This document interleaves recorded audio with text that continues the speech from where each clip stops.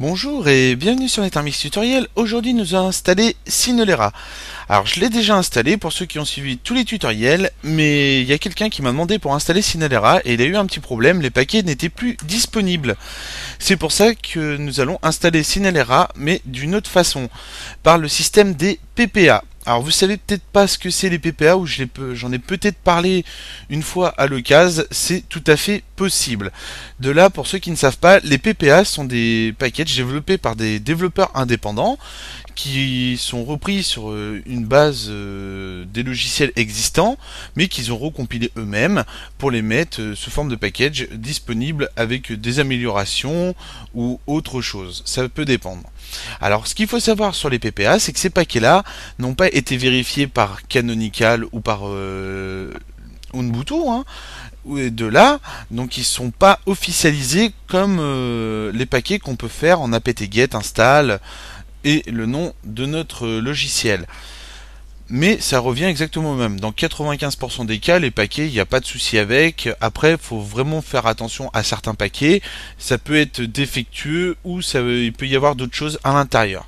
Mais en théorie, à 95%, on peut considérer que c'est certifié, même si c'est pas certifié. Alors, il faut quand même vérifier. Il faut se balader sur les forums, poser 2-3 petites questions, regarder en même temps les avis des utilisateurs et ce qu'ils en disent par rapport à tout ça.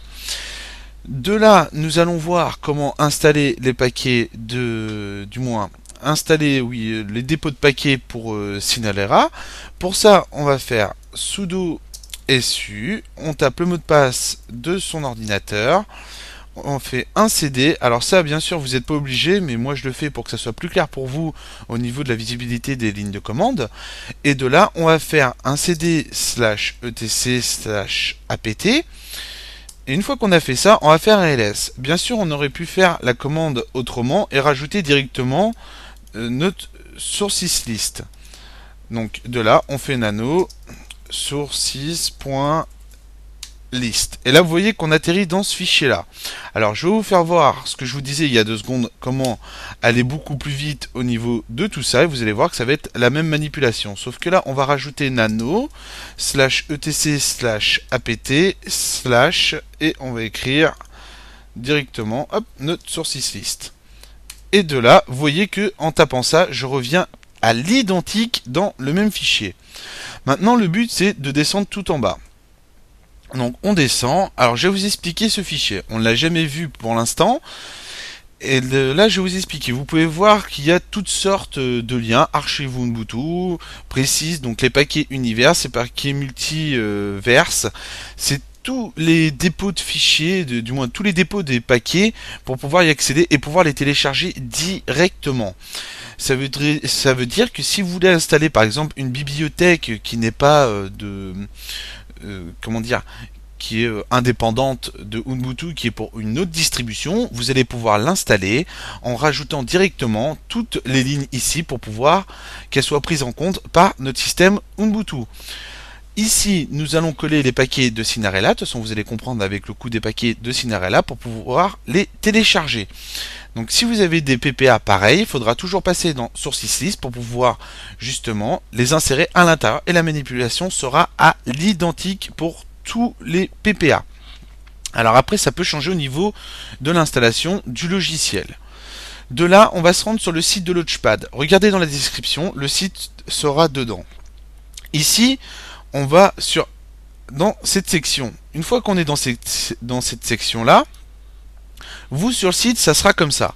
Donc vous déroulez le petit menu là, et de là, vous choisissez ici la version que vous voulez. Là, nous, on est sur une précise 12.04. Bien sûr, ça pourrait être autre chose comme version, mais on est, nous, là-dessus pour l'instant. De là, on sélectionne tous ces petits paquets, on fait clic droit, copier. Donc ça, c'est tous les chemins pour avoir accès au dépôt de Sinarella. On fait clic droit, coller. De là, on va enregistrer. Donc CTRL X, vous avez les commandes en bas ici, là, pour pouvoir enregistrer. CTRL X. De là, il nous demande si on veut sauvegarder les changements. On va utiliser la touche O. Donc touche O comme oui. De là, on fait entrer. Maintenant qu'on a fait ça, on va faire un clear et on va pouvoir installer les paquets de Cinerella. Et là, on va faire un sudo add -apt repository ppa -ppa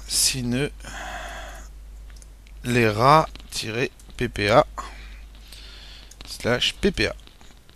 On lance tout ça, on appuie sur la touche entrée et là on rappuie encore sur la touche entrée. Vous voyez que là il nous dit appuyer sur la touche entrée. Donc on rappuie encore sur la touche entrée et là c'est parti. On voit bien que ça a été créé, donc tout s'est déroulé avec succès. Maintenant le truc c'est de mettre à jour tout ça. apt-get update. Une fois qu'on a fait ça, on fait entrer et là ça va mettre à jour directement et va mettre à jour tout ça. Vous voyez bien là les PPA Launchpad qui sont là, qui sont en cours. Et là, il est en train de tout mettre à jour.